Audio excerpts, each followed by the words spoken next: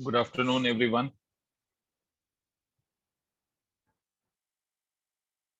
Good afternoon sir. Sir मुझे last topic remind कर दीजिए कि क्या पढ़ा था हमने। सर मैग्नेटिक फ्लक्स समझाया था और नोट भी किया था। ठीक है, मैग्नेटिक फ्लक्स बता दिया है तो चलिए मैंने ये बताया कि ईएमआई का क्या मतलब है या ऐसा कुछ भी last time.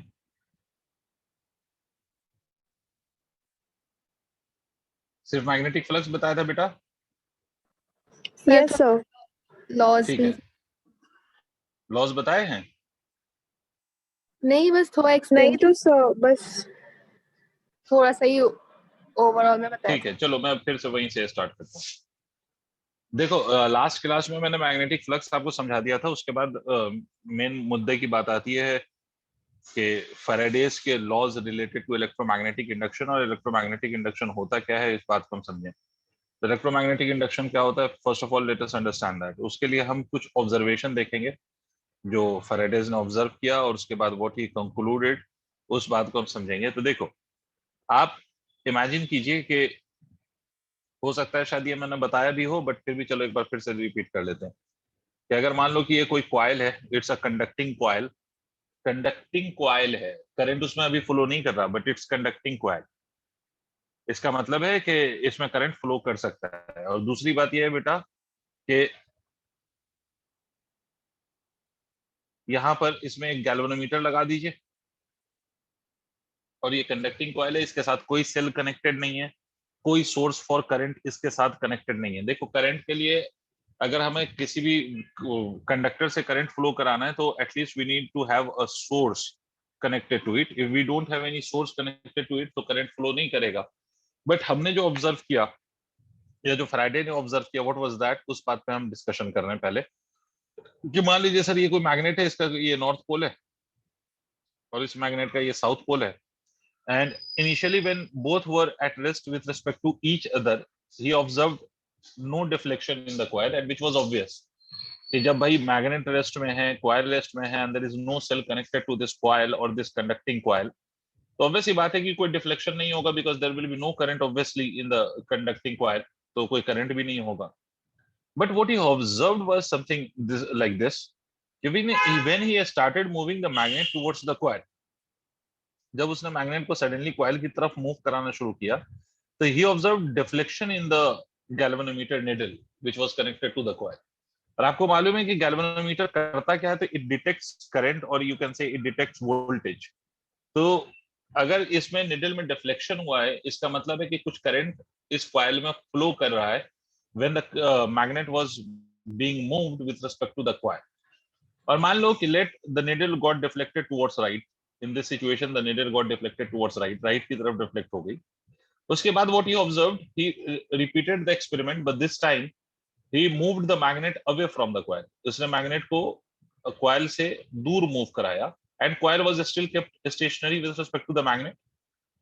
He again observed the deflection in the galvanometer needle, showing that there is some current flown into the conducting coil when the magnet was moved away from the coil again. But फर्क बस इतना था कि if initially the galvanometer needle deflected towards right, so now this time the galvanometer needle deflected towards left. ये galvanometer needle deflect कर गई left की तरफ, ठीक है।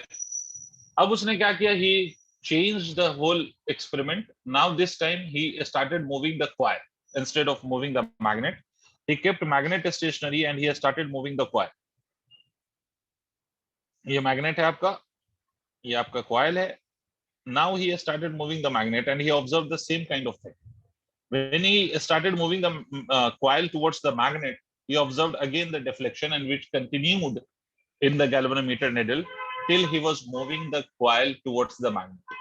ठीक है। And this time again अगर मान लो कि the needle get deflected towards right, तो उसके second case का ये हुआ कि when he started moving the same coil away from the magnet, जब उसने magnet के away from the magnet उसने coil को move कराया, again he observed the deflection.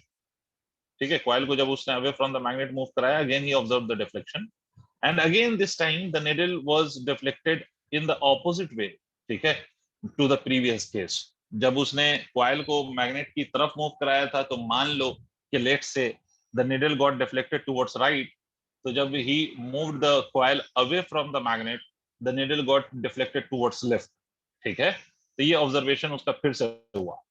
Clear? इसके अलावा what was the another observation that he observed was this, कि अगर मान लीजिए कि he took a coil and he connected a cell with this coil, and there is a switch connected to the coil, and he placed another coil in the neighbor of this first coil which is connected to the cell।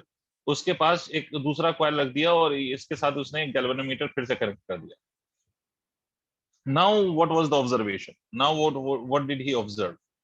when he closed the switch, the moment he closed the switch, he observed a deflection in the galvanometer needle which was connected to the second coil। देखो दूसरे वाले coil के साथ कोई cell या कोई battery connected नहीं है, still he is getting the deflection in the needle when he close the switch in the first coil, he got the deflection in the needle in the second coil. ठीक है, उसके बाद momentarily this deflection was not for very long, this was a momentarily deflection in the needle, मतलब उस moment पे needle deflect हुआ for fraction of seconds and it then it stopped. ठीक है, फिर उसके बाद when he again opened the switch, जब उसने स्विच को ओपन किया तो again he observe the deflection, ठीक है, in the coil momentarily, and again this deflection stopped after some time. इसका मतलब ये है कि यहाँ पर भी वैसे ही निडल डिफ्लेक्ट हो रही है, जैसे हम मैग्नेट को मूव करा रहे थे तो जैसे निडल डिफ्लेक्ट हो रही थी, वैसे यहाँ पर भी निडल डिफ्लेक्ट हुई है when he either closed the switch or he opened the switch। in both the situation the needle got deflected, showing the presence of current in the second coil। ठीक है, तो फैराडे ने इसको explain कैसे किया? How did he explain this whole situation? He simply said कि होता यह है बेटा कि इस बात को समझिए कि किसी भी कॉइल के साथ जो मैग्नेटिक फ्लक्स लिंक्ड है, magnetic flux which is linked with a coil, when that magnetic flux changes and EMF induces in the coil, जब वो magnetic flux linked with a coil change होता है तो EMF इंड्यूस होता है, और वो EMF तब तक इंड्यूस होता रहता है जब तक फ्लक्स, उस कॉइल में जो फ्लक्स है या उस कॉइल से जो फ्लक्स लिंक्ड है वो चेंज हो रहा हो। फिर से रिपीट कर रहा हूं कि जब भी flux linked with the coil changes and EMF induces in the coil and which lasts till the flux linked with the coil is changing. अब कैसे फ्लक्स चेंज हुआ? अब आपको मैं याद दिला दूं, फ्लक्स का बेसिक मतलब होता है the number of field lines passing through a loop. ठीक है, यहाँ पर मैग्नेटिक फ्लक्स का क्या मतलब है सर? मैग्नेटिक फ्लक्स का बेसिक मतलब है कि किसी भी क्लोज लूप के थ्रू कितनी मैग्नेटिक फील्ड लाइंस पास हो रही हैं, that is basically called as its magnetic flux. तो अब होता क्या है सर, समझें। ये मान लो ये मैग्नेट है, ये नॉर्थ पोल है, इसका साउथ पोल है। आपको पढ़ा होगा, आपने कभी सुना होगा in your previous classes like class 10 कि हर मैग्नेट में मैग्नेटिक फील्ड लाइंस होती है and that magnetic field lines is always directed from north pole to south pole. Magnetic field की जो लाइंस होती हैं वो नॉर्थ पोल से साउथ पोल की तरफ डायरेक्टेड होती है outside the magnet, and inside the magnet its direction is from south to north. ठीक है, ये ऐसा नहीं इलेक्ट्रिक फील्ड लाइंस की तरह नहीं होती। इलेक्ट्रिक फील्ड लाइंस की तरह तो इलेक्ट्रिक फील्ड लाइंस का तो ये होता है कि भाई it starts from the positive charge and it terminates at the negative charge, but magnetic field lines के साथ ऐसा नहीं होता। Magnetic field lines never terminates. It starts from the north pole outside the magnet, goes towards the south pole, and inside the magnet it goes from north to south। ठीक है, तो खैर होता यह है कि अब जैसे मान लो कि ये magnet is kept stationary with respect to the coil और मैग्नेट इसके पास रखा हुआ है, तो अनडाउटेडली कुछ मैग्नेटिक फील्ड लाइंस इससे पास तो हो ही रही होगी, and the time till the coil and the magnet are at rest relative to each other, तो ये जो number of field lines pass हो रही है इस कॉइल के थ्रू वो भी फिक्स रहेगी, it will remain constant, it will not change. ठीक है, ये एज इट इज रहेगी। but the moment you start moving the magnet either towards the coil or away from the coil, these magnetic field lines which is passing through the coil वो change करने लगती है। कैसे भाई? Obvious ही बात है कि जैसे जैसे आप मैग्नेट को क्लोज मूव कराओगे टुवर्ड्स द कॉइल तो क्या होगा? Magnetic field lines passing through the coil वो इंक्रीज करने लगेगी, मैग्नेटिक फील्ड लाइंस इंक्रीज होने लग जाएगी। ठीक है, क्यों? क्योंकि आप करीब ला रहे हो तो ज्यादा से ज्यादा फील्ड लाइंस क्रॉस करेगी। तो जब ज्यादा से ज्यादा फील्ड लाइंस क्रॉस कर रही हैं तो क्या होगा, फ्लक्स विल इंक्रीज, मतलब अल्टीमेटली फ्लक्स चेंजेस। ठीक है, फ्लक्स इंक्रीज हो रहा है मतलब फ्लक्स चेंज हुआ।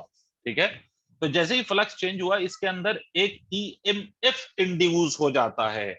ईएमएफ आपको याद होगा करंट इलेक्ट्रिसिटी में मैंने बताया था, ईएमएफ का मतलब इलेक्ट्रोमोटिव फोर्स, और वो एक्चुअली में फोर्स नहीं है, एक्चुअली में ईएमएफ को आप पोटेंशियल डिफरेंस ही मान लो। ठीक है, although it has some different definition from what we call a potential difference. Potential difference का बेसिक मतलब होता है सेल के टर्मिनल्स के अक्रॉस जो आपको वोल्टेज मिलता है, that is called as potential difference. और सेल के अंदर पोटेंशियल प्लस सेल के बाहर जो पोटेंशियल मिलता है, उन दोनों के सम को हम ईएमएफ कहते हैं। वो मैंने करंट इलेक्ट्रिसिटी में बहुत अच्छे से सिखाया था, आई होप आपको शायद याद आ जाए। तो बेसिकली होता क्या है बेटा कि जब फ्लक्स चेंज हुआ तो इसके अंदर ईएमएफ इंड्यूस होता है।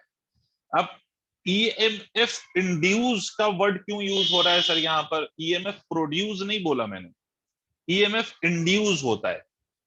इंड्यूस इसलिए यूज हो रहा है बेटा क्योंकि कोई भी चीज अगर प्रोड्यूस होती है तो वो हमेशा के लिए प्रोड्यूस होगी। ठीक है, मतलब आप अगर फिर मैग्नेट को मूव कराना बंद भी कर दें, then also there will be the EMF. ठीक है, अगर एक बार प्रोड्यूस हो गई तो अब आप फर्दर मैग्नेट को मूव कराएं कि ना कराएं, the EMF will be there, that will last in the coil forever. But यहां पर जो ईएमएफ है वो तभी तक रहता है जब तक you are making the magnet move. I mean magnet के मूव करने का दूसरा मतलब till the time you are changing the flux link with the coil, तभी तक वो ईएमएफ रहेगा। You stop the change of flux through the coil, the EMF will also become zero। और यही रीजन है कि जब आप मैग्नेट को मूव करा रहे थे तो आपका EMF इंड्यूस हुआ, and this is why the needle of the galvanometer got deflected, and when you stopped moving the magnet, the needle जो है ना आपका galvanometer की, it again started pointing towards the zero mark। ठीक है, इसका मतलब कि निडल में डिफ्लेक्शन तभी तक रहा जब तक आपने मैग्नेट को मूव कराया। जब आपने मैग्नेट को मूव कराना बंद कर दिया तो निडल का डिफ्लेक्शन भी ऑल्सो स्टॉप। ठीक है, इसका मतलब ये जो ईएमएफ आ रहा है इसमें, या ईएमएफ आया, that is not for ever. I mean it will only last till the flux linked with the coil is changing. इसीलिए इस ईएमएफ को क्या कहते हैं, इस ईएमएफ से पहले हम वर्ड लगाते हैं induce. This EMF is called as induced EMF. ठीक है, अभी लिखवा देंगे बट पहले सुने। इसी तरह से बेटा जब मैग्नेट को यू स्टार्टेड मूविंग अवे, तब खुद लॉजिकली सोचो कि अगर आपने मैग्नेट को मूव कराना शुरू कर दिया अवे फ्रॉम द कॉइल, तो दूर ले जा रहे हो, तो what will be the effect on the field lines which is passing through the coil, तो डिक्रीज हो जाएगी। ऑब्वियस सी बात है डिक्रीज होगी। जैसे जैसे आप दूर ले जाओगे मैग्नेटिक फील्ड लाइंस भी डिक्रीज होगी। तो मैग्नेटिक फील्ड लाइंस डिक्रीज होगी तो फ्लक्स क्या होएगा, फ्लक्स डिक्रीज होगा। तो फ्लक्स इंक्रीज हो या डिक्रीज हो, फ्लक्स चेंज तो हो रहा है। इसीलिए वर्ड यहां पर यूज हुआ है कि फ्लक्स जब तक चेंज होगा। अब वो चेंज इंक्रीज होकर भी चेंज हो सकता है, डिक्रीज होकर भी चेंज हो सकता है। The time till the flux linked with the coil is changing, the EMF will be induced in the coil. तो जब तक फ्लक्स चेंज हो रहा है तब तक ईएमएफ इंड्यूस होगा। तो आप जब मैग्नेट को away from the coil move कराना शुरू करते हो तो फ्लक्स डिक्रीज करना शुरू कर देता है, मतलब चेंज हो रहा होता है। इसी तरह से बेटा जब आप कीपिंग द मैग्नेट स्टेशनरी, जब आप कॉइल को मूव कराओगे तब भी यही होगा। If you start moving the coil towards the magnet, तो flux through the coil will increase, and when you move the coil away from the magnet, तो flux through the coil will decrease, and this is the reason why you get the EMF in both the situations, because flux in both the situation will change। हाँ, flux change कब नहीं होगा, जब दोनों को आप same velocity से move कराने लगे। ये बात ऐसी है बेटा कि जैसे मैं आपसे कहूं ये एक ऑब्जेक्ट है और ये दूसरा ऑब्जेक्ट है, इन दोनों के बीच का सेपरेशन मान लीजिए 5 मीटर है।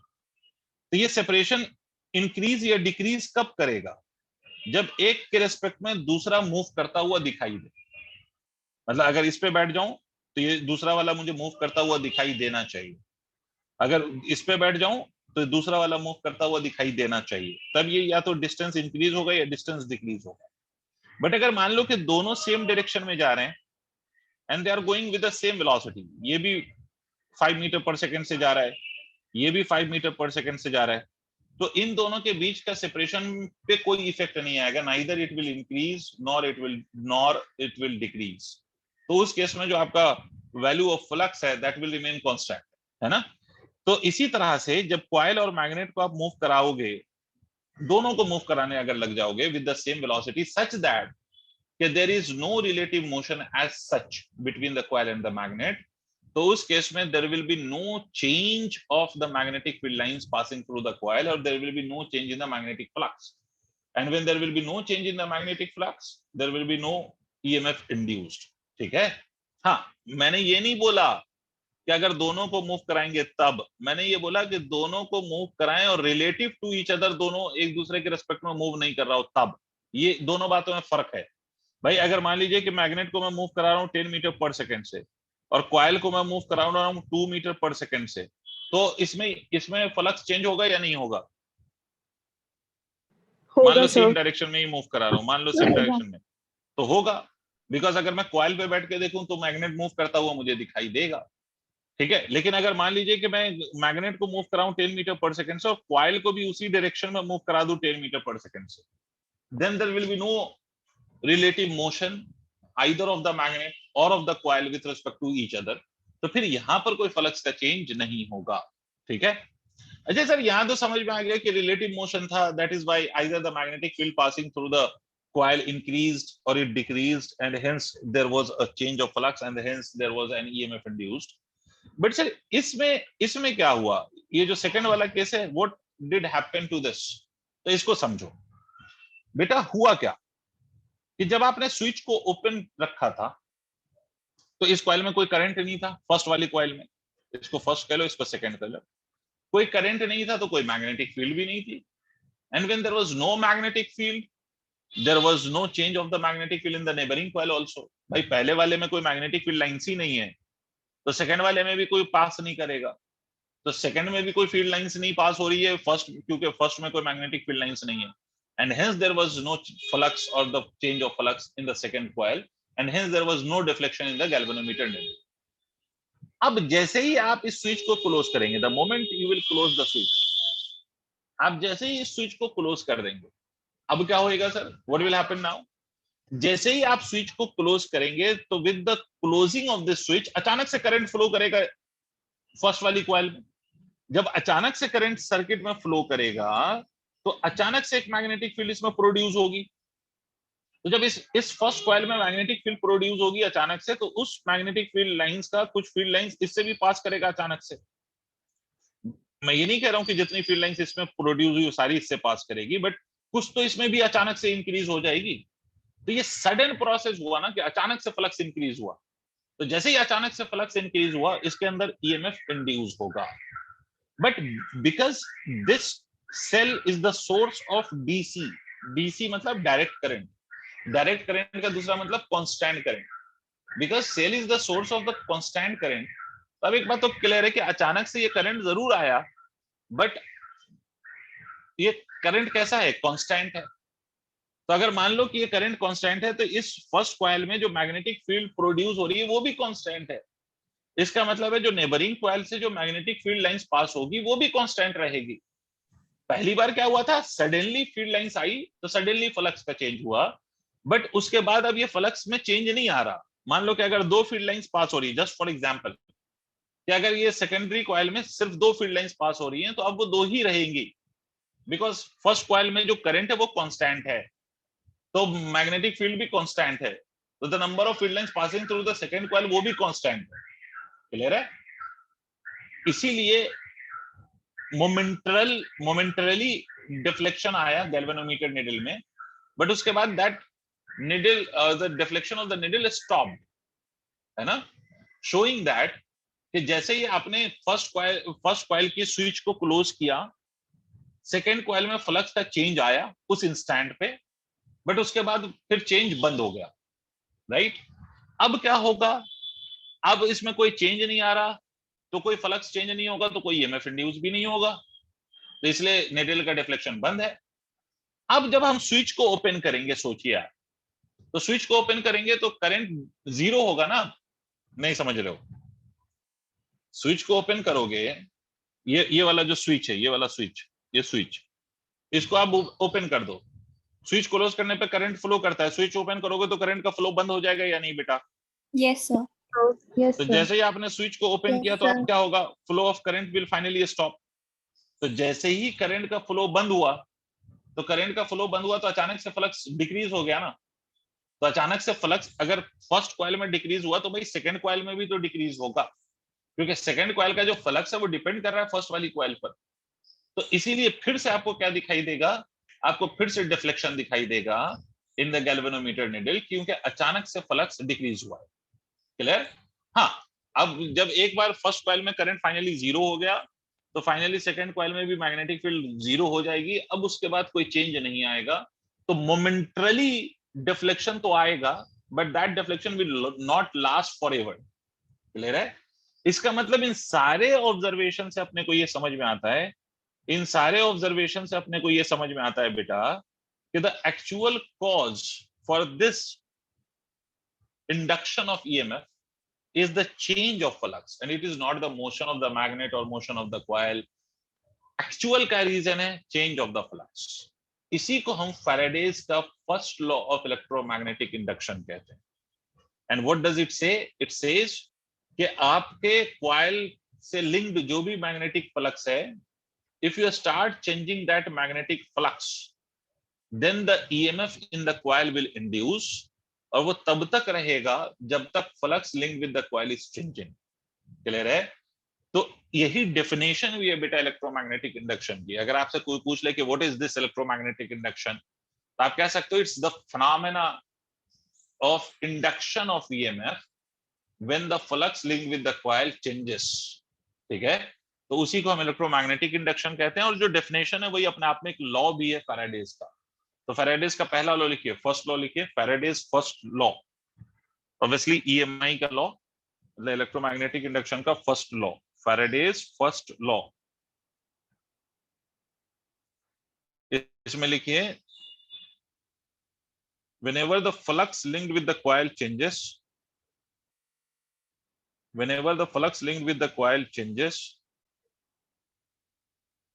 and EMF, whenever the flux linked with the coil changes and EMF induces in the coil, whenever the flux linked with the coil changes and EMF induces in the coil, which lasts, LASTS, which lasts Yes. G, whenever the flux link changes, which lasts, which W क्या हुआ, which lasts till the flux linked with the coil is changing, which lasts till the flux linked with the coil is changing, which lasts till the flux linked with the coil is changing। वो कब तक रहेगा? जब तक flux linked with the coil change हो रहा हो, या flux through the coil change हो रहा हो। लिख लिया? which lasts till the flux linked with the coil is changing, then Yes, sir. अब दूसरे लॉ पे आते हैं सर हम फैराडेज के। ये बात तो हमें समझ में आ गई कि जब भी हम मैग्नेटिक फ्लक्स को चेंज करेंगे ईएमएफ इंड्यूस होगा और वो तब तक रहेगा जब तक फ्लक्स चेंज हो रहा है। अब इसका दूसरा लॉ समझिए कि भाई कितना फ्लक्स इंड्यूस होगा, है ना? तो फैराडेज का सेकंड लॉ कहता है कि द मैग्नीट्यूड ऑफ ईएमएफ। अब ये बड़ी अजीब सी बात है कि सर ईएमएफ कैसी क्वांटिटी है, आप लोगों को पता है? Is it a scalar quantity और vector quantity? EMF, EMF scalar है या वेक्टर है?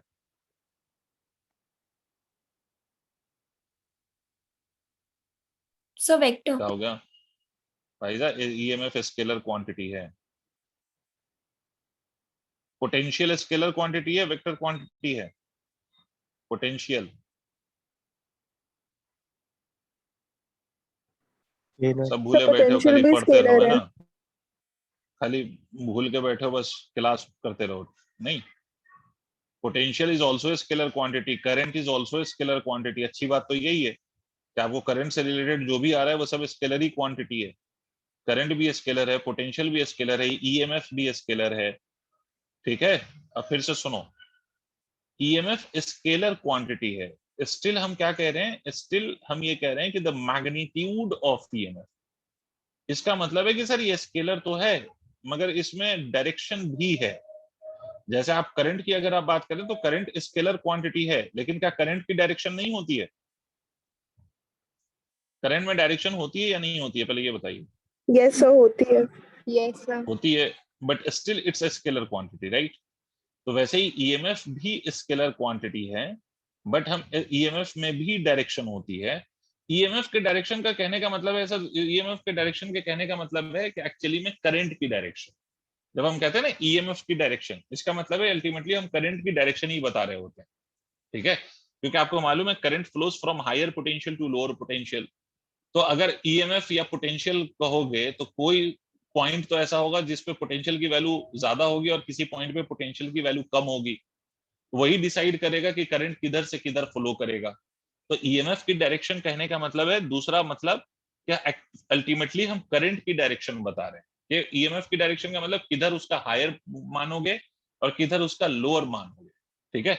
तो खैर सेकंड फैराडेज का सेकंड लॉ ये कहता है कि the magnitude of EMF induced in a coil is always equal to the rate of change of flux through the coil। मतलब किसी भी कॉइल के थ्रू जो फ्लक्स लिंक्ड है या किसी भी कॉइल के साथ जो फ्लक्स लिंक्ड है वो अगर चेंज होगा तो ईएमएफ इंड्यूस होगा, और वो कितने रेट से चेंज हो रहा है, हाउ फास्ट और how slow the flux is changing with the time, वो किसके बराबर होगा? तो that will always be equal to the magnitude of EMF induced. समझ में आई बात?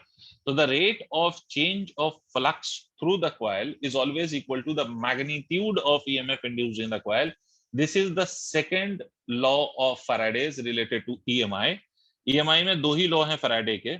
इसको आप ऐसे भी कह सकते हो कि भाई D by D T of, ये फ्लक्स को आप ऐसे भी लिख सकते हो कि क्या, मैग्नेटिक फील्ड ए इंटू कॉस थीटा, ये भी लिखा जा सकता है क्योंकि फ्लक्स का दूसरा मतलब यही है, magnetic field into area of the coil into cos of theta, where theta is the angle between magnetic field and the area vector. इसका मतलब फ्लक्स को चेंज अगर आप कर रहे हैं तो फ्लक्स के चेंज का तीन में से कोई सा भी कॉज हो सकता है। Either you change the value of the magnetic field तो फ्लक्स चेंज हो जाएगा, और you change the area of the coil inside the magnetic field. फिर से सुनो, ध्यान देना, area of the coil inside the magnetic field, या फिर इसको आप ये भी कह सकते हैं कि वो area through which the magnetic field is passing, अगर उस एरिया को आप चेंज कर रहे हो then also the flux will change. अभी मैं सिखा दूंगा वो क्या मतलब है इसका।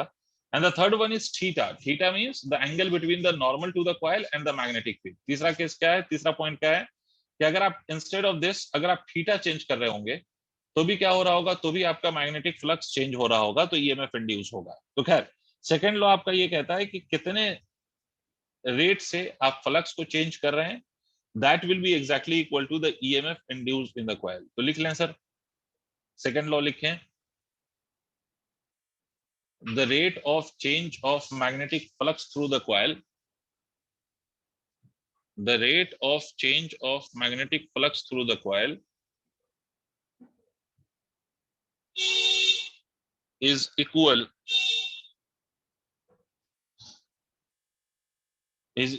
to the magnitude of EMF induced in the coil.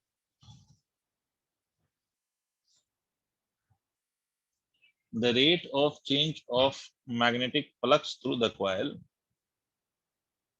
is equal to the magnitude of EMF induced in the coil.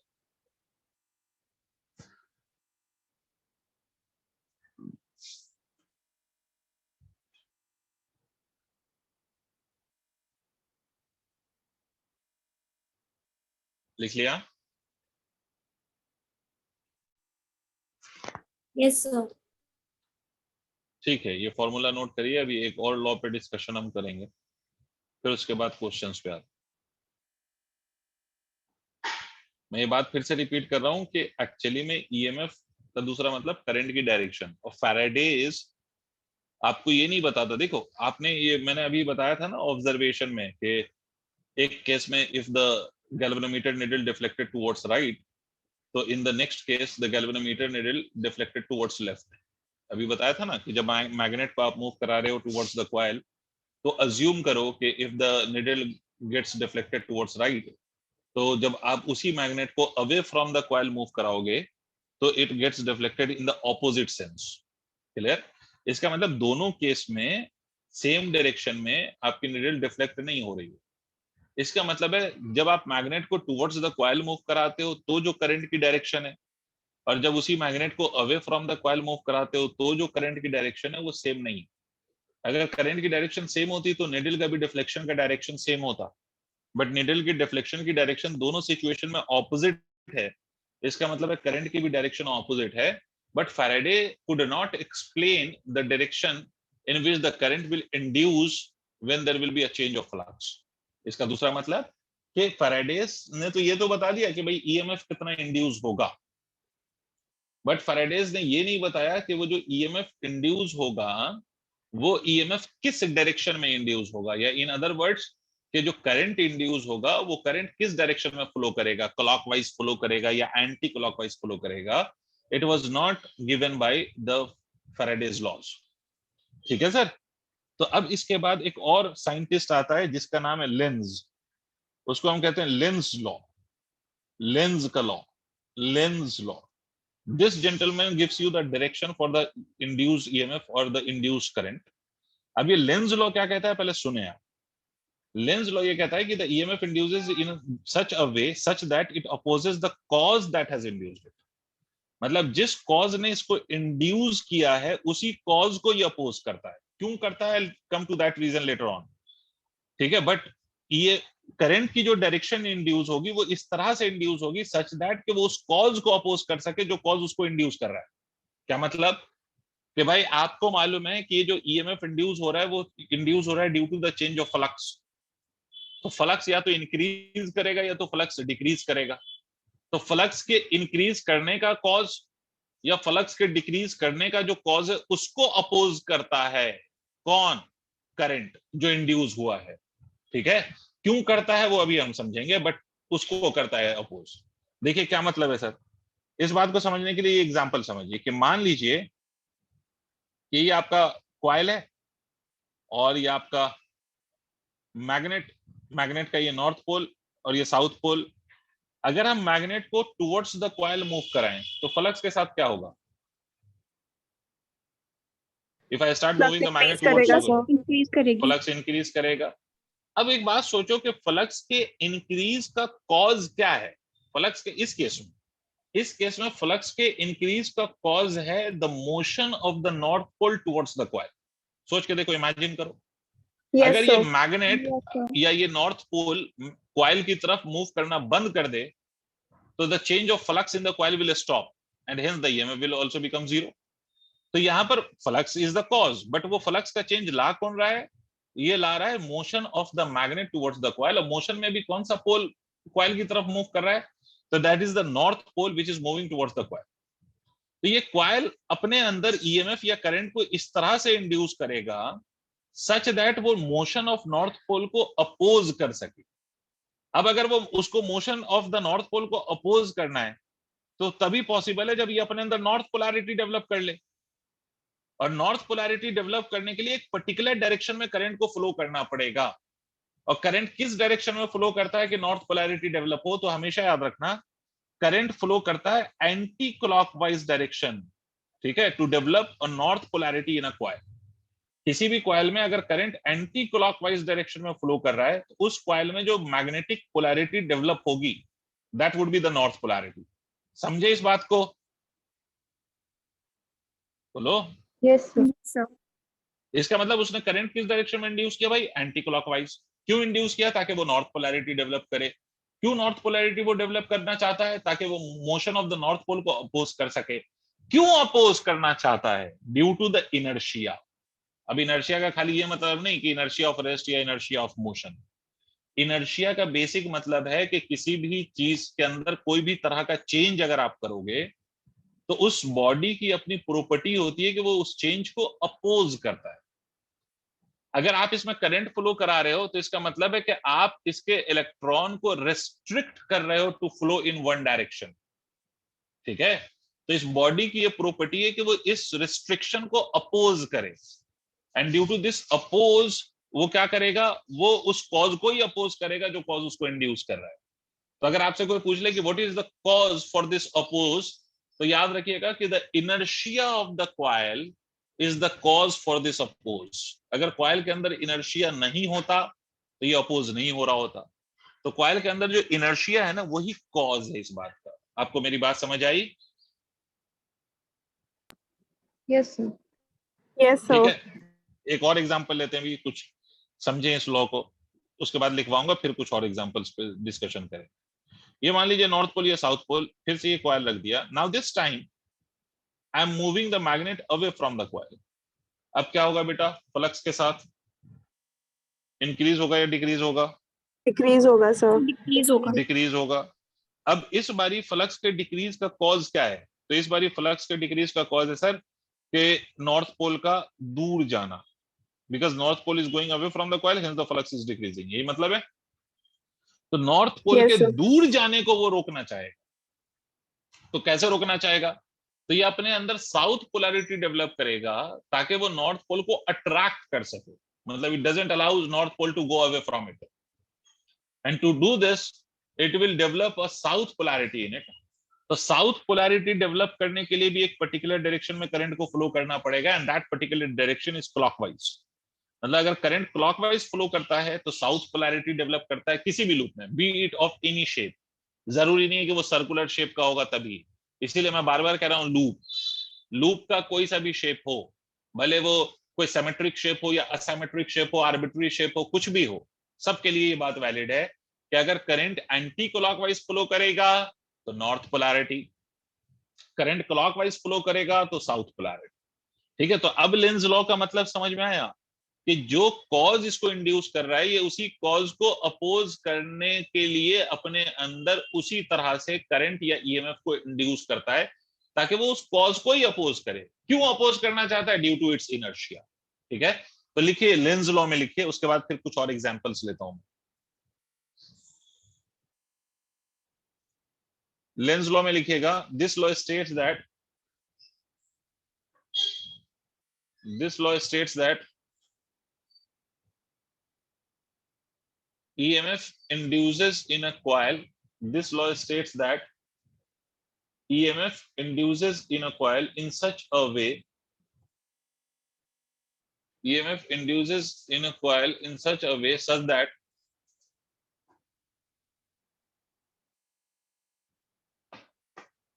EMF induces in a coil in such a way such that it opposes the cause that has induced it. It opposes the cause that has induced it. जिस cause ने इसको induce किया उसी cause को ये oppose करेगा, in such a way such that it opposes the cause that has induced it. It opposes the cause that has induced it. इस दो एग्जांपल को नोट करो, अभी और कुछ एग्जांपल्स लेते हैं।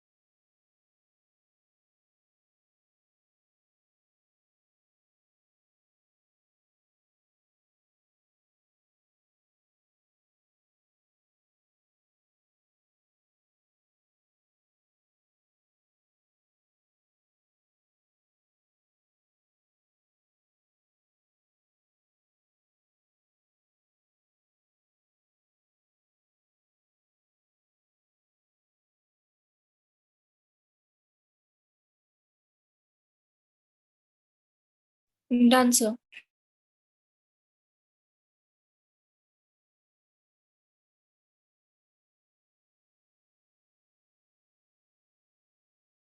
Done, sir.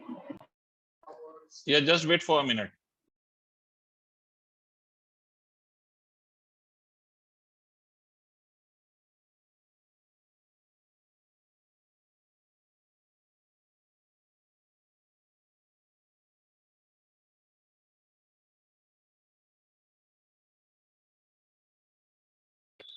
Okay, तो चलो कुछ और एग्जांपल्स लेते हैं, and now let us understand the next example that I am going to take.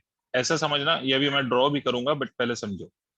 Let us से this is a wire, and you have placed a circular coil or of any shape, है ना, coil of any shape doesn't matter, but अभी फिलहाल मैं circular मान रहा हूँ कि आपने इस सर्कुलर कॉइल को जस्ट अबव द वायर रख दिया, ठीक है, और इस वायर में करंट फ्लो कर रहा है। तो मुझे एक बात बताओ कि अगर इस वायर में करंट फ्लो करेगा तो इसके अराउंड मैग्नेटिक फील्ड होगी या नहीं होगी बच्चों? What do you say? Yes sir, होगी। Yes sir. होगी। और कॉइल जस्ट इसके ऊपर रखा हुआ है, try to understand, coil just इसके ऊपर रखा हुआ है। तो अगर आपका कॉइल इसके जस्ट ऊपर रखा हुआ है तो don't you think some of the magnetic field lines will pass through this coil? Think about it. Yes sir. आप लोगों को अगर याद हो ना, तो मैंने आप लोगों को एक चीज बताया था while discussing magnetic effect of current, कि बच्चे अगर ये कोई वायर है तो इसके अराउंड जो मैग्नेटिक फील्ड होती है वो सर्कुलर पैटर्न की होती है। तो अगर आप कोई कॉइल इसके पास रख देंगे ना, इसके ऊपर रख देंगे, तो कुछ मैग्नेटिक फील्ड लाइंस इससे पास होगी, ये बात तो ऑब्वियस है। तो अब यही सवाल है आपका कि मान लीजिए कि this is an infinitely long wire, ऐसे इनफाइनाइटली लॉन्ग ले रहा हूं, और इसमें जो करंट है that is steady current flowing through this wire, और इस वायर के above this wire you have placed a circular loop above the wire. ये सर्कुलर लूप है which has been kept just above the wire, ठीक है, wire के ऊपर रखा गया है, ठीक है, मतलब magnetic field lines obviously can pass और क्रॉस थ्रू दिस लूप। तो आपको बताना है कि what would be the direction of EMF induced in this coil, ये in this loop, direction of EMF क्या होगी? What would be the direction of EMF that will induce in this loop? Anyone?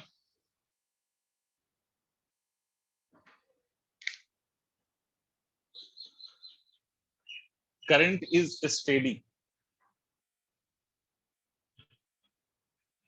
देखो direction of EMF तो दो में से कुछ ही हो सकता है, आइदर क्लॉकवाइज और एंटी क्लॉकवाइज। तो anticlockwise. And what's the reason for that? कैसे सोचा आपने, शेयर कर सकती हैं? Sir right hand thumb rule लगा के सोचा था। राइट हैंड थंब रूल से क्या पता किया बेटा?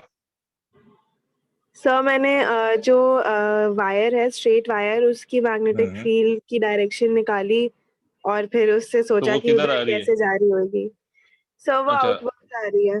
आउटवर्ड आ रही है, दैट्स गुड कि आउटवर्ड फ्लो कर रहा है मैग्नेटिक फील्ड, इसमें तो कोई शक वाली बात नहीं है भाई। जिनको नहीं समझ में आया वो लोग सुन लें कि क्योंकि आप लोग पीछे की चीजें रिवाइज नहीं कर रहे हो तो फिर दिक्कत होगी बेटा। खैर, तो आप लोग सुन लें कि इसमें करंट ऐसे जा रहा है, ऐसे, है ना, this is the direction of current. तो आप लोगों ने एक पढ़ा था राइट हैंड थंब रूल के, उसमें आप करंट की डायरेक्शन में you place your thumb and then tap your fingers. तो करंट की डायरेक्शन में थंब को रखो, टैप करो, तो ये जो टैप हो रहा होगा ना फिंगर, वो आउटवर्ड हो रहा होगा। देखो ये टैप करोगे तो ये आउटवर्ड आएगा। भाई सब बोलेंगे यार, ये टैप करोगे तो किधर टैप हो रहा है? आउटवर्ड। तो इसका मतलब है कि द मैग्नेटिक फील्ड और the direction of the magnetic field due to this infinitely long wire is outward. Magnetic field की जो डायरेक्शन है दैट इज आउटवर्ड। यहाँ पर जो मैग्नेटिक फील्ड की डायरेक्शन है वो आउटवर्ड, पहला पॉइंट तो ये, ठीक है। अब बट एक पॉइंट आप लोग समझें जो आप लोगों ने ध्यान नहीं दिया।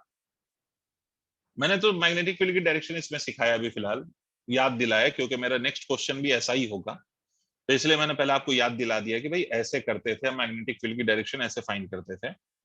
बट अब मेरी बात ध्यान से सुन कि करंट कैसा है। तो करंट इज स्टेडी। स्टेडी का मतलब क्या होता है? तो स्टेडी का मतलब होता है भाई कांस्टेंट करंट। स्टेडी का दूसरा मतलब क्या होता है? Constant current. अब मेरी बात ध्यान से सुनो, ऑल्दो इस कॉइल से मैग्नेटिक फील्ड लाइंस पास होगी, but because current is constant, hence the magnetic field passing through this loop will also be constant। नहीं आया? yes sir समझ गए। तो मैग्नेटिक फील्ड जब कांस्टेंट हो गया तो फ्लक्स कांस्टेंट हो गया ना भाई। फ्लक्स कांस्टेंट है और फ्लक्स कांस्टेंट है तो change of flux is equal to 0। तो ईएमएफ क्यों इंड्यूस होगा? कुछ भी नहीं होगा, ईएमएफ इंड्यूस ही नहीं होगा। समझे आप लोग? Yes sir. हाँ, इसी में अगर मैं ऐसा केस दे दूं कि भाई ये आपका इनफाइनाइटली लॉन्ग कंडक्टर, अगेन इसमें इस बारी मैंने बोला करंट इंक्रीज कर रहा है, अब तो 100% मैग्नेटिक फील्ड चेंज हो रही होगी, तो इसके ऊपर आप सर्कुलर लूप रख दीजिए, तो इसके थ्रू भी जो मैग्नेटिक फ्लक्स है वो इंक्रीज करेगा, बिकॉज वायर में करंट इंक्रीज कर रहा है, तो इस वायर के थ्रू जो मैग्नेटिक फील्ड है या इस वायर के अराउंड जो मैग्नेटिक फील्ड है वो भी इंक्रीज करेगी, और जब मैग्नेटिक फील्ड इंक्रीज करेगी तो ऑब्वियस सी बात है कि सर्कुलर लूप के थ्रू भी मैग्नेटिक फील्ड लाइंस इंक्रीज होगी तो फ्लक्स इंक्रीज करेगा, और फ्लक्स इंक्रीज करेगा तो ईएमएफ इंड्यूस होगा। अब यहां पर भी अगर मैं magnetic field due to the wire की बात करूं तो magnetic field is outward, say something outward है या नहीं है? Yes sir. अब एक इस बात को ऐसे समझो बेटा, पहले तो आप लॉजिकली समझो कि ये मान लो कि ये कोई कॉइल है या लूप है,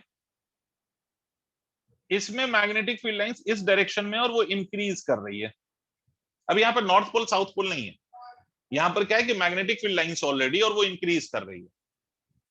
तो फ्लक्स के चेंज का कॉज क्या है? मैग्नेटिक फील्ड लाइंस का इंक्रीज होना, और ये इंक्रीज हो रहा है तो इसको अपोज करने के लिए क्या करेगा?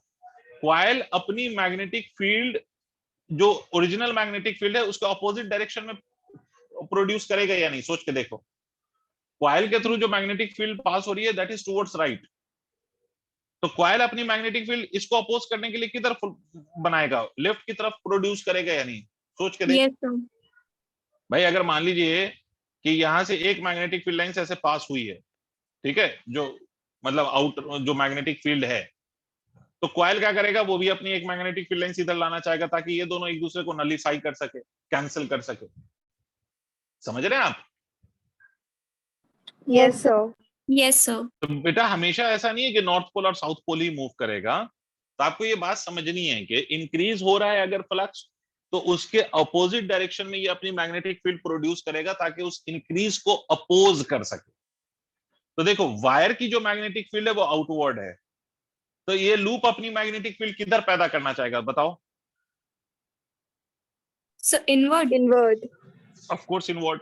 भाई सबको समझ में आया? वायर का जो मैग्नेटिक फील्ड है वो आउटवर्ड है, तो ये जो अपनी मैग्नेटिक फील्ड लाना चाहेगा दैट वुड बी इनवर्ड, ताकि वो उसको अपोज कर सके। अब आप फिर से एक बार ध्यान से समझिए, हमें मैग्नेटिक फील्ड चाहिए इनवर्ड, मैग्नेटिक फील्ड चाहिए इनवर्ड। याद करो सर्कुलर लूप में या कॉइल्स में हम क्या करते थे, ये करंट की डायरेक्शन में अगर मैं फिंगर को कर्ल करूं तो ये जो थंब होता है वो मैग्नेटिक फील्ड की डायरेक्शन बताता है। हमें सर्कुलर लूप का मैग्नेटिक फील्ड किधर चाहिए? इनवर्ड। ये राइट हैंड को देख लेना, हमें मैग्नेटिक फील्ड चाहिए इनवर्ड, तो हमें फिंगर्स को कर्ल करना पड़ेगा। And how we will curl the fingers? तो ऑब्वियसली हमें फिंगर को कर्ल करना पड़ेगा क्लॉकवाइज। याद आ रहा है direction? You need to remember the Yes, sir. Direction of the magnetic field and Yes, all, sir. Because वो नहीं पता होगा तो ये भी चैप्टर नहीं पल्ले पड़ेगा। फिर से सुनो भाई, स्ट्रेट वायर की मैग्नेटिक फील्ड किधर है? आउटवर्ड, और वो इंक्रीज हो रही है, तो इस इंक्रीज को अपोज करने के लिए सर्कुलर कॉइल या circular loop will try to produce its magnetic field into the inward direction, और इनवर्ड डायरेक्शन में मैग्नेटिक फील्ड प्रोड्यूस करने के लिए उसको एक पर्टिकुलर डायरेक्शन में करंट को फ्लो कराना पड़ेगा। तो वो करंट की डायरेक्शन कैसे पता करेंगे? तो देखो, थंब को रखो मैग्नेटिक फील्ड की डायरेक्शन में and you just curl the fingers of your right hand, ठीक है? तो थंब अंदर कर्ल करो फिंगर्स को, तो the direction in which the fingers will be curled will be the direction of current. जिस डायरेक्शन में आपका फिंगर कर्ल हो रहा है वही करंट की डायरेक्शन होगी। The direction in which the fingers is being curled, वही डायरेक्शन आपके करंट की डायरेक्शन होगी। तो करंट की जो डायरेक्शन होगी वो इस तरह से होगी sir, this will be the direction of current. समझ में आया? इसका मतलब है कि ईएमएफ की डायरेक्शन क्या होगी? ईएमएफ की डायरेक्शन इस केस में क्लॉकवाइज होगी। किसको नहीं समझ में आया प्लीज पूछें। Is this clear to all? Yes, sir. Aryan? Yes, sir. Yes, sir. Yes sir. ठीक है। अच्छा, इसी में अगर एक और केस ले लेता हूं मैं, कि यही infinitely long wire, once again I am taking infinitely long wire, और फिर से वही circular loop, just above the wire I have placed the circular loop, current इसमें फ्लो कर रहा है, but this time the current is decreasing. ये जो करंट है वो डिक्रीज कर रहा है ना, this time current is decreasing. अब क्या होगा? अब एक बात समझो बेटा, अगर कोई चीज डिक्रीज हो रही है तो चेंज तो हो ही रही है ना, डिक्रीज भी तो चेंज है ना। और मैं चाहता हूं कि जो चीज डिक्रीज हो रही है वो डिक्रीज ना हो, तो उसका एक ही तरीका हो सकता है कि भाई जितना डिक्रीज हुआ है उतना मैं उसको प्रोवाइड करता रहूं। नहीं समझ में आया? जैसे फॉर एग्जांपल, मान लो किसी बॉडी के अंदर 10 जूल की एनर्जी है, 10 जूल, ठीक है, and that body is doing some work. तो अगर कोई बॉडी वर्क करता है तो उसकी एनर्जी डिक्रीज होती है, इंक्रीज होती है बच्चों? Sir, decrease होती है. डिक्रीज होती है। अगर मैं चाहता हूं कि उस बॉडी की एनर्जी वो वर्क भी करे और उसकी एनर्जी डिक्रीज ना हो, तो क्या करना पड़ेगा? तो ये उसका एक ही तरीका है कि भाई उस बॉडी को ग्लूकोन डी दो, है ना, ग्लूकोज के इंजेक्शन लगाओ, ताकि जितना जो डिक्रीज हो रहा है वो उसको कंपनसेट होता रहे, मतलब अल्टीमेटली उसकी एनर्जी 10 की 10 ही रहे। तो डिक्रीज तो हो रही है, मगर जितना डिक्रीज हो रहा है उतना हम उसको कंटिन्यूअसली अगर प्रोवाइड करते रहे, तो 10 जूल जो एनर्जी है उसकी, that will remain as 10 joule only, उसमें कोई चेंज नहीं आएगा। तो उसी तरह से यहां पर करंट बेटा अगर आप ध्यान से देखें तो इन्फिनाइटली लॉन्ग वायर में जो करंट है दैट इज डिक्रीजिंग। कैसा करंट है? Decreasing current. तो अगर करंट डिक्रीजिंग है तो इसका मैग्नेटिक फील्ड कैसा होगा बेटा? इंक्रीजिंग या decreasing? Sir decreasing. Decreasing sir. Obviously बात है, मैग्नेटिक फील्ड भी डिक्रीजिंग होगा। तो जब इसमें मैं इस वायर की मैग्नेटिक फील्ड डिक्रीज हो रही है तो this decrease will be the cause of the change of flux through the loop. ठीक है, ये डिक्रीज, और डायरेक्शन क्या होगी इस डिक्रीज की? आउटवर्ड। आउटवर्ड ही होगी अभी भी, क्योंकि करंट की डायरेक्शन मैंने अभी भी वही लिया है।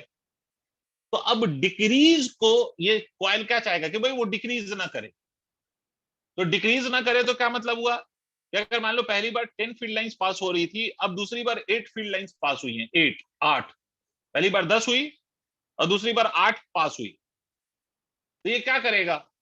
ये चाहेगा कि भाई 8 पास नहीं हो, 10 ही हो। ठीक है, तो 2 का जो लॉस है उसको कौन कंपनसेट करना चाहेगा? उसको कंपनसेट करना चाहेगा ये खुद, ये क्वाइल। 2 का जो लॉस आया है उसको कौन कंपनसेट करना चाहेगा? तो ये क्वाइल खुद उसको कंपनसेट करना चाहेगा। आप मेरी बात समझ रहे हैं?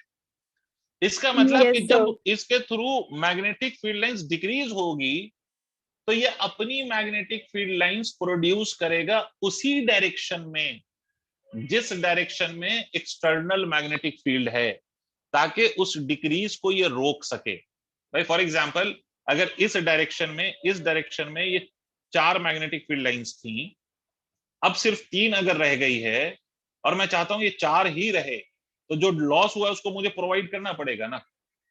तो जब मैग्नेटिक फील्ड लाइंस डिक्रीज होती है तो मैग्नेटिक फील्ड लाइंस के डिक्रीज को अपोज करने के लिए क्वाइल उसी डायरेक्शन में मैग्नेटिक फील्ड पैदा करता है, और जब इंक्रीज होती है तो इंक्रीज को अपोज करने के लिए उसके अपोजिट डायरेक्शन में मैग्नेटिक फील्ड वो प्रोड्यूस करेगा। तो इस केस में मुझे बताओ कि ये सर्कुलर लूप अपनी मैग्नेटिक फील्ड किधर प्रोड्यूस करना चाहेगा, आउटवर्ड या inward? Outward sir. Outward. Outward.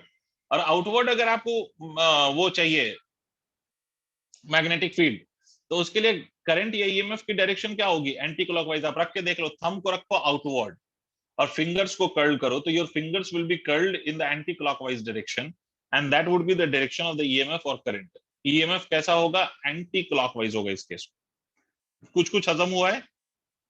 Yes sir. Yes sir. भाई डिक्रीज को अपोज करने के लिए उसी डायरेक्शन में फील्ड प्रोड्यूस करना चाहता है, और इंक्रीज को अपोज करने के लिए उसके अपोजिट डायरेक्शन में फील्ड प्रोड्यूस करना चाहता है। ठीक है, ये सारे एग्जांपल्स नोट करो, एक दो और एग्जांपल लेता हूं, उसके बाद फिर फर्दर हम आगे क्वेश्चंस पे बढ़ते हैं। All of these examples are related to the Lenz law.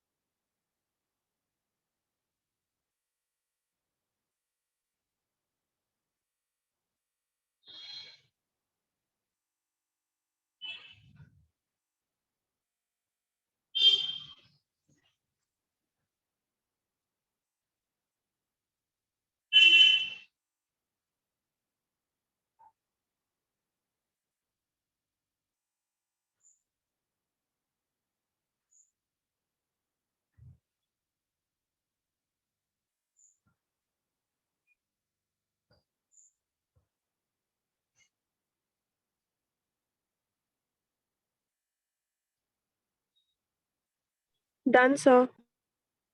Very good. Let us done take sir. 1 or 2 more examples related to this। उसके बाद फिर हम न्यूमेरिकल प्रॉब्लम्स पे बात करेंगे। अब देखिए इसी में एक और एग्जांपल ले रहा हूँ कि मान लीजिए let's say this is the magnetic field or this the region containing the magnetic field, magnetic field, magnetic field, magnetic field, magnetic field, magnetic field, magnetic field, magnetic field, and this magnetic field is B.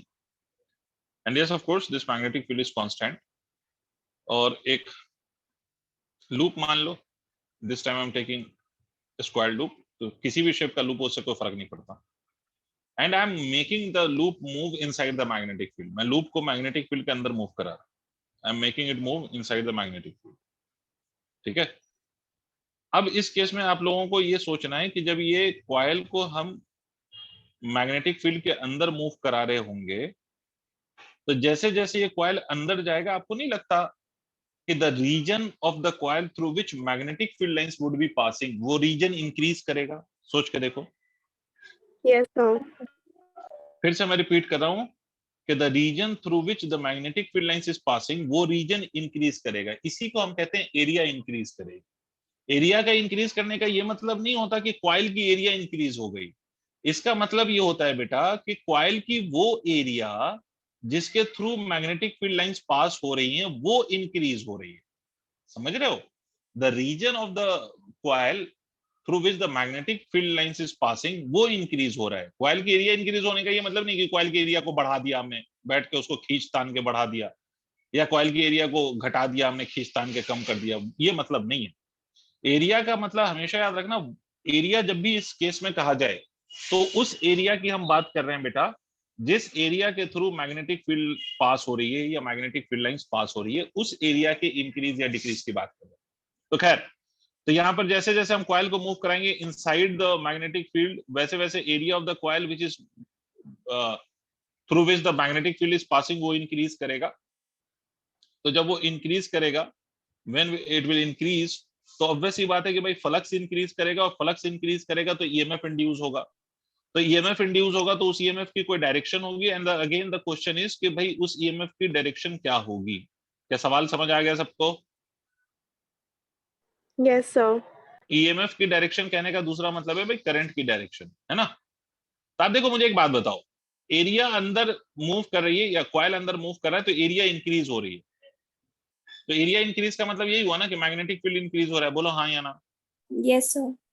Yes sir. तो जब भी magnetic field increase होगा तो magnetic field को increase करने के लिए किस डायरेक्शन में कॉइल अपनी मैग्नेटिक फील्ड लाएगा? ऑपोजिट डायरेक्शन में सर. Opposite direction. इंक्रीज को जब भी अपोज करना है तो ऑपोजिट डायरेक्शन. इंक्रीज को जब भी अपोज करना है भाइयों तो ऑपोजिट डायरेक्शन. तो ऑपोजिट डायरेक्शन में लाएगा भाई.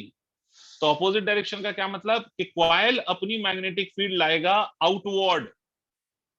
ठीक है, क्योंकि आपका जो वहां पर उस रीजन का मैग्नेटिक फील्ड है वो इनवर्ड है.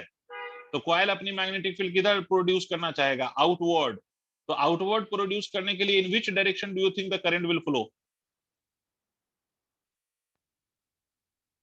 भाई थंब रखो आउटवर्ड.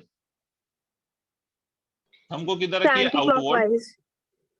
तो किस डायरेक्शन में जा रहा है? Anti clockwise. This will be the direction, right? Anti clockwise would be the direction. मुझे नहीं पता कितनों को समझ में आ रहा है. एक ही बच्चा बोल रहा है मुझे नहीं पता. भाई अगर नहीं आ रहा है तो पूछो, और नहीं पूछोगे तो फिर तुम जिम्मेदार हो. तो current will flow in the anti clockwise direction. Sir ऐसे ही चलते हैं एक बार फिर से. अगर मान लीजिए यही मैग्नेटिक फील्ड है and this time I'm making the coil move away outside the field. I'm moving this coil outside the field. अब क्या होएगा? In which direction do you think the EMF will induce, and why will the EMF induce? First of all, यहाँ पर EMF क्यों induce हो रहा है? Sir increase करने के लिए, तो सेम डायरेक्शन में होगा. इंक्रीज हो रहा है या डिक्रीज हो रहा है? यस सर, डिक्रीज हो रहा है सर, बट वो इंक्रीज करना चाहेगा. हाँ, वो कंपनसेट करना चाहेगा. तो सेम डायरेक्शन में मतलब इनवर्ड मैग्नेटिक फील्ड, ये अपना जो कॉइल अपनी मैग्नेटिक फील्ड प्रोड्यूस करेगा वो इनवर्ड. और इनवर्ड प्रोड्यूस करने के लिए आप थंब को इनवर्ड रखिए तो करंट की जो डायरेक्शन होगी दैट वुड बी क्लॉकवाइज. तो आई होप आइडिया क्लियर है. अभी तक ये सारा आइडिया आप लोगों को क्लियर हो गया? Yes sir. लेंस लॉ का एक्चुअल मतलब क्या है ये सबको क्लियर हो गया होगा कि भाई लेंस लॉ कैसे काम कर रहा है. तो लेंस लॉ हमेशा इस तरह से काम करता है कि भाई द डायरेक्शन या the EMF induces in such a way so that it opposes the cause that has induced it. मतलब जिस cause ने उसको induce करा है उसी कॉज को वो क्या करेगा, अपोज करेगा। और कैसे अपोज करता है, तो I have already given you examples related to that, and I hope कि आपको ये बात समझ आ गई है। तो आगे बढ़ते हैं। Now we are in position to solve numerical problems based on this. अच्छा, इससे पहले एक बात और मैं बता दूं आपको, फैराडेज लॉ और लेंज लॉ को अगर साथ में मिला दिया जाए तो जो फॉर्मूला है ना ईएमएफ का, फैराडेज में आपने लिखा था magnitude of EMF is equal to d phi by D t. अगर उसके साथ लेंज लॉ कंबाइन कर दो तो आप इसी को लिखते हो minus of D phi by D T. अब question arises why there is a negative sign. Can anybody predict कि ये नेगेटिव साइन क्यों है? जब हमने इस फॉर्मूले में करता है हमेशा, अपोज करता है हमेशा, वेरी गुड बेटा, क्योंकि ये हमेशा क्या करता है, अपोज करता है, and because it always opposes that is why there is a negative sign. तो फैराडे लॉ और लेंज लॉ को अगर कंबाइन कर दो, तो फैराडे लॉ और लेंज लॉ को साथ में कंबाइन करने पर आपको ये समझ में आएगा कि भाई there will always be a minus sign with the rate of change of flux to get the value of EMF. ठीक है? Yes, sir. Yes sir. चलिए, let us start solving problems based on this Faraday's EMF. तो पहला question, मान लीजिए sir ये magnetic field है इस रीजन में, there is magnetic field in this region, magnetic field is constant in the reason,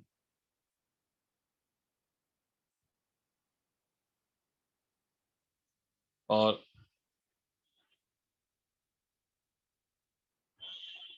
ये ऐसे एक सर्कुलर कॉइल रख दिया है and which can rotate about this axis as you can see in the diagram. ये omega से rotate कर सकता है। मैग्नेटिक फील्ड की वैल्यू बी है and the radius of this circular loop is R. Question ये है कि भाई ये ओमेगा कांस्टेंट है, the angular velocity with which it will rotate inside the magnetic field, that angular velocity is constant. तो sir आपका question ये है कि what is the value of the EMF induced।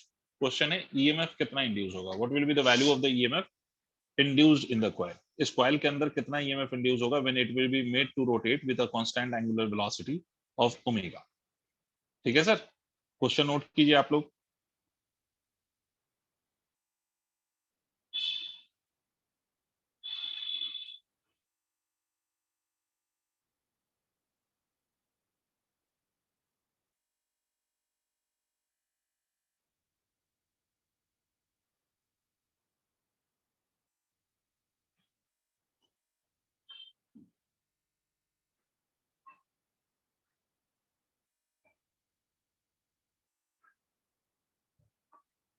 कर लिया क्वेश्चन नोट?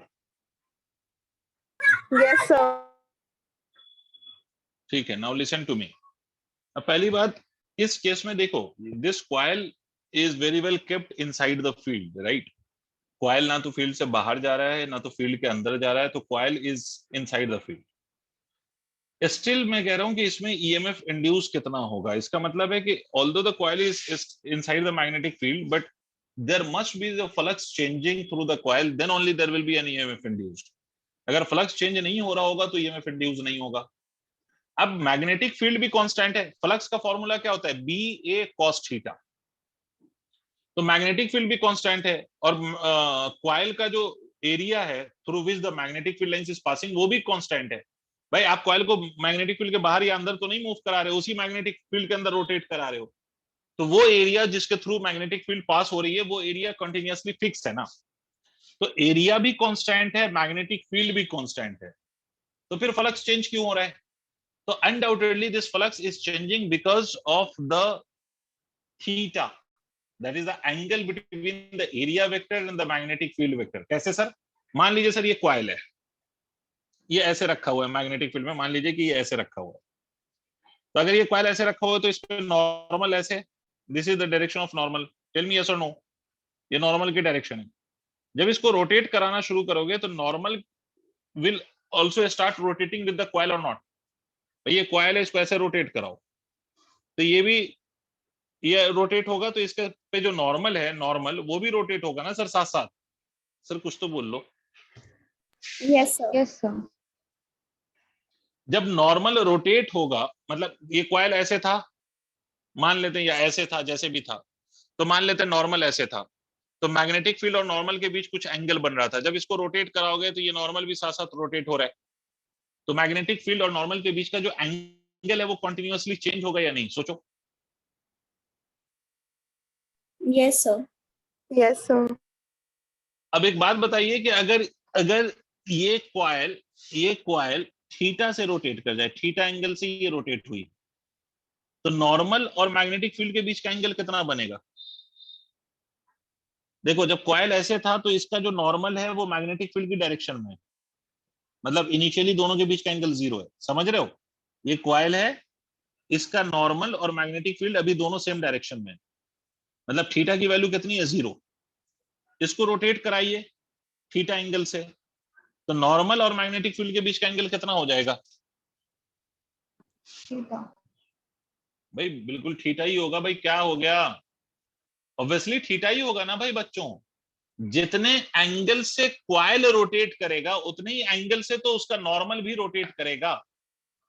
अगर coil को आपने रोटेट किया by an angle of theta, तो normal will also rotate by an angle of theta, तो मैग्नेटिक फील्ड और नॉर्मल के बीच का एंगल कितना हो जाएगा? तो मैग्नेटिक फील्ड और नॉर्मल के बीच का जो एंगल है वो थीटा हो जाएगा सर। पता नहीं क्या समझे, अरे समझे या नहीं? Yes sir. Yes sir. Magnetic field और नॉर्मल के बीच का जो एंगल है मेरे लाल पीले बच्चों, वो भी थीटा हो जाएगा अगर if you have rotated the coil और you have made the coil to rotate by an angle of theta. और ये थीटा हर पॉइंट पे चेंज हो रहा होगा भाई, जैसे जैसे कॉइल रोटेट करता रहेगा एंगल चेंज होता रहेगा, तो नॉर्मल और मैग्नेटिक फील्ड के बीच का एंगल भी हर पॉइंट पे चेंज होता रहेगा। तो मान लो let at any time T angle between magnetic field vector and area vector is theta. Area vector और मैग्नेटिक फील्ड वेक्टर के बीच का एंगल कितना है? थीटा। तो उस टाइम पे अगर मैं फ्लक्स लिखूं थ्रू द कॉइल, तो फ्लक्स थ्रू द कॉइल को मैं लिख सकता हूं B A cos theta. Say something. Yes sir. Yes sir. मुझे नहीं पता आप लोगों को ये याद है या नहीं, एंगुलर वेलोसिटी को हम ये भी लिखते हैं angular displacement of the body yes sir. Divided by time. तो यहां से मैं थीटा को ओमेगा टी भी लिख सकता हूं। तो मैं फ्लक्स को ऐसे भी लिख सकता हूं, flux can be written as equal to B A cos of omega T. तो ईएमएफ की वैल्यू कितनी हो जाएगी? Minus of D phi by D T. इसका मतलब हो गया minus of D by D T of B A cos of omega T. तो ईएमएफ की वैल्यू हो गई sir minus of B into A, क्योंकि बी भी चेंज नहीं हो रहा, ए भी चेंज नहीं हो रहा, क्या चेंज हो रहा है? ये कॉस ओमेगा टी वाला टर्म। तो आप डिफरेंशिएट किसको करोगे? Cos omega t. ईएमएफ की वैल्यू अगर आप सॉल्व करेंगे तो ये हो जाएगा minus of B into A minus of omega sine omega t. मैं बता देता हूं ये क्या हुआ है भाई। कॉस का डिफरेंशिएशन माइनस साइन होता है, कॉस का डिफरेंशिएशन माइनस साइन होता है। और जो कांस्टेंट टर्म है ना, ओमेगा भी कांस्टेंट है, देखो यहां पर लिखा हुआ है। तो ओमेगा कांस्टेंट है, तो जो कांस्टेंट टर्म होगा ना साइन या कॉस के अंदर, वो मल्टीप्लाई में भी आ जाता है। तो इसको हम लिखेंगे omega B A sine omega T. ये आ जाएगा सर आपका, ये आ जाएगा sir EMF induced omega B A sine omega T.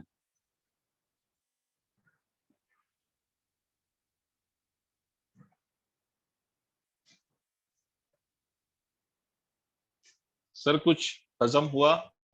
Yes sir. Yes sir.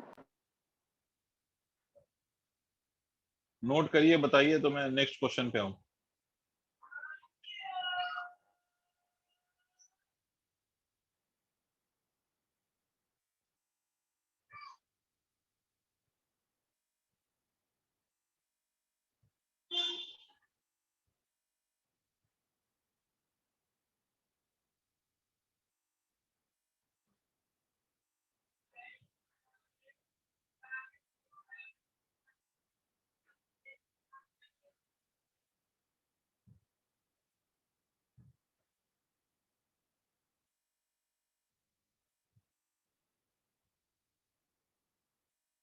Done sir. ठीक है, one more question based on this, फिर उसके बाद आगे के कॉन्सेप्ट्स। तो देखिए, आप दूसरा क्वेश्चन समझिएगा। मान लीजिए कि इधर मैग्नेटिक फील्ड है,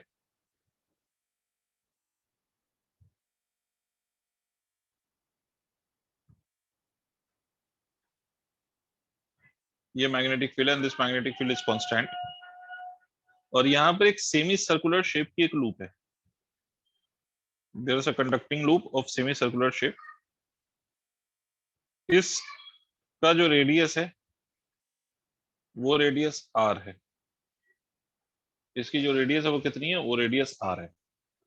और ये वो एक्सिस ऑफ रोटेशन है जिसके अबाउट ये लूप घूम रहा है with a constant angular velocity. ये ओमेगा कांस्टेंट है, इसके साथ ये घूम रहा है। पहले आप लोग क्वेश्चन नोट करें, इसमें आपको बताना है कि what would be the EMF induced. पहले आप क्वेश्चन नोट करें क्योंकि मुझे कई सारी चीजें इसमें समझानी पड़ेंगी, तो पहले क्वेश्चन नोट करें आप लोग।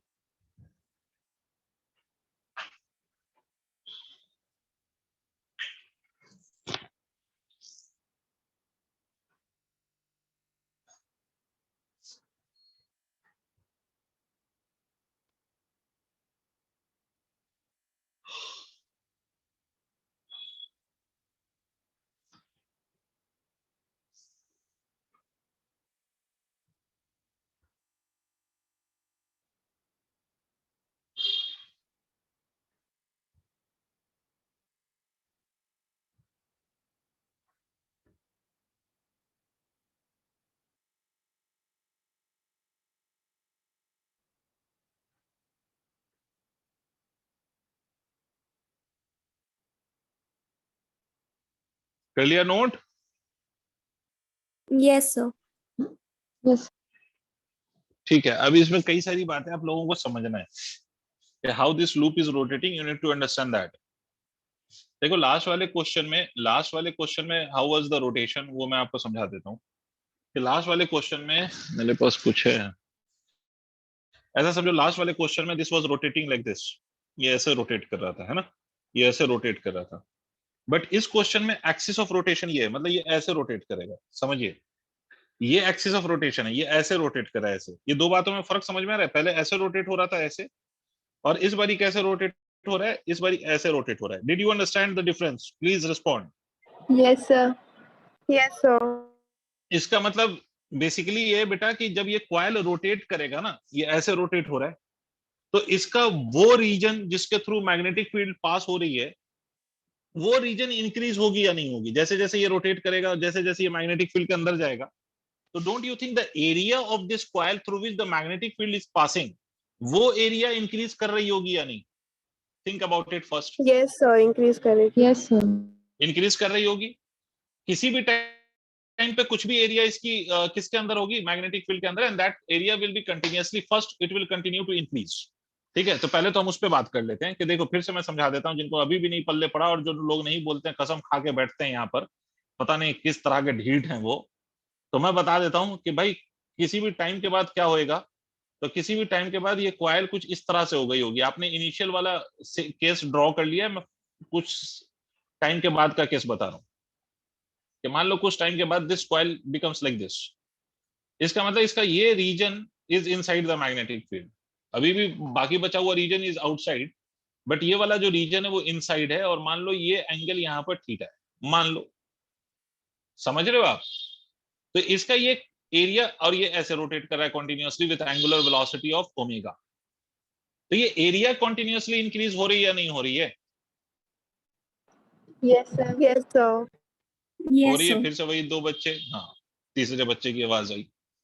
तो ये एरिया कॉन्टिन्यूअसली इंक्रीज हो रही है, और आपको मालूम है कि मैग्नेटिक फील्ड कांस्टेंट है। नॉर्मल और मैग्नेटिक फील्ड के बीच का एंगल हर वक्त कांस्टेंट है, सेम है। क्यों? क्योंकि इस बारी कॉइल, देखो, इस बात को ऐसे समझो, और नहीं समझ में आए तो प्लीज बोलो और पूछो। भाई, कॉइल पे अगर आप ध्यान से देखें, तो जब ये कॉइल ऐसे रोटेट कर रहा था ना, ऐसे जब रोटेट कर रहा था, तो इसका जो नॉर्मल है वो मैग्नेटिक फील्ड के साथ एंगल चेंज कर रहा था। बिकॉज जब कॉइल रोटेट करेगा ऐसे, तो इसका जो मैग्नेटिक फील्ड है नॉर्मल टू द कॉइल, और जो मैग्नेटिक फील्ड है उसके बीच का एंगल चेंज होगा।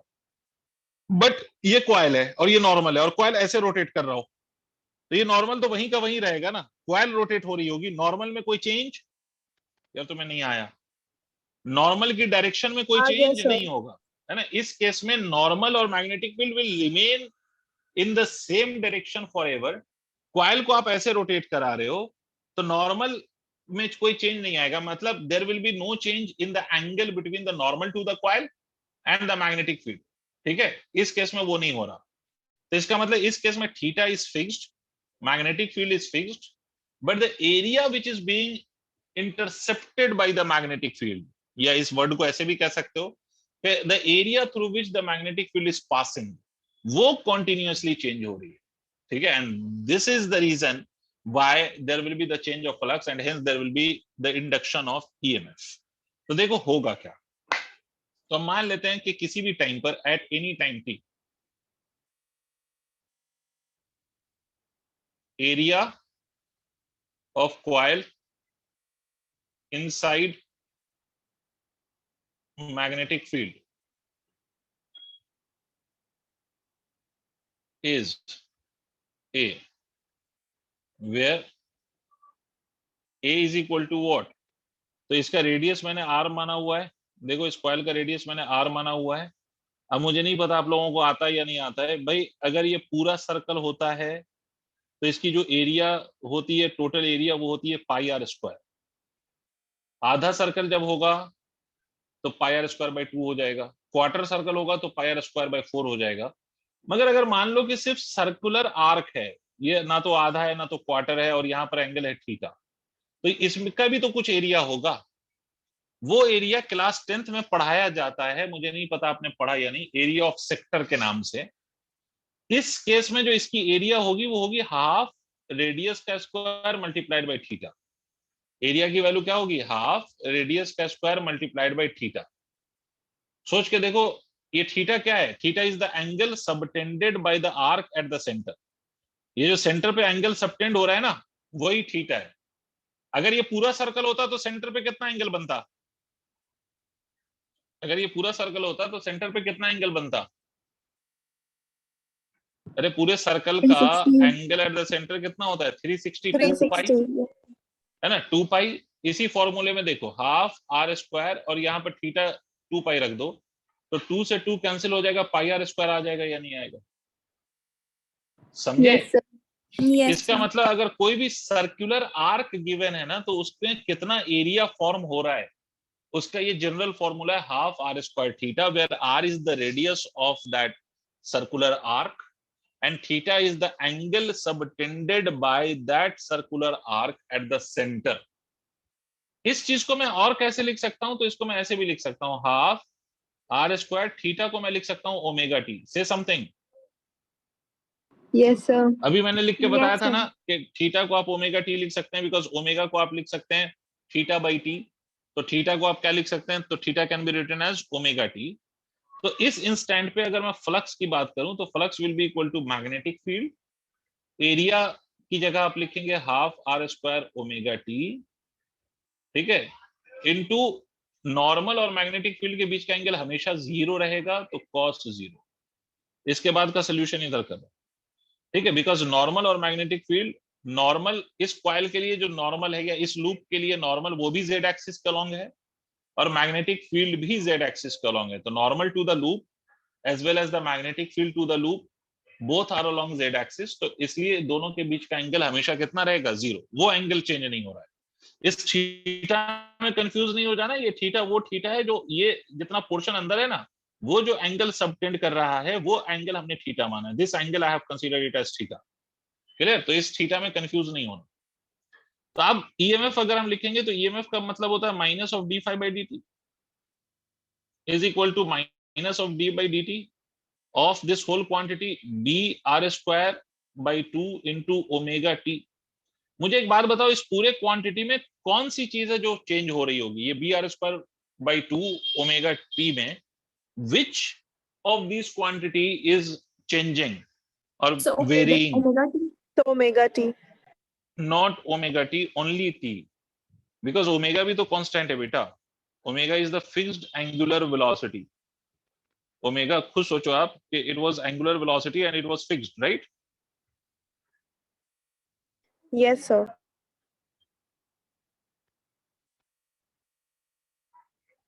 ये बात सबको समझ में आ गई? तो कौन है Yes, सिर्फ sir. वेरी करेगा? Only T. तो आप क्या लिखेंगे? B R square omega by 2 minus sine के साथ डिफरेंशिएट करेंगे आप D by D T of T. What would be the differentiation of T with respect to T?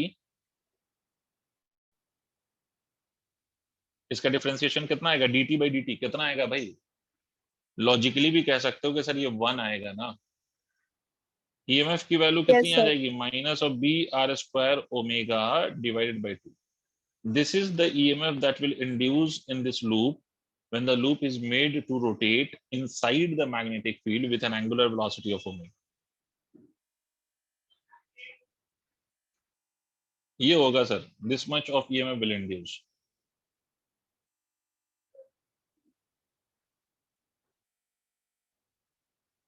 ये EMF की वैल्यू है,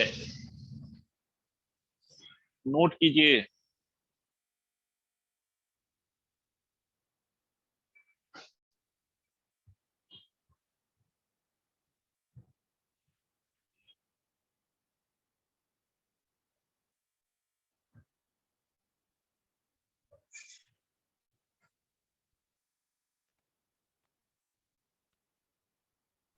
Done, sir. Done, sir. ठीक है, तो that is all for today. बाकी जो इसका नेक्स्ट आएगा वो हम नेक्स्ट क्लास में पढ़ेंगे। मोशनल ईएमएफ कहते हैं उसको, तो that will start in the next class. Thank you all, bye bye, take care. Thank you, sir. Yes, sir.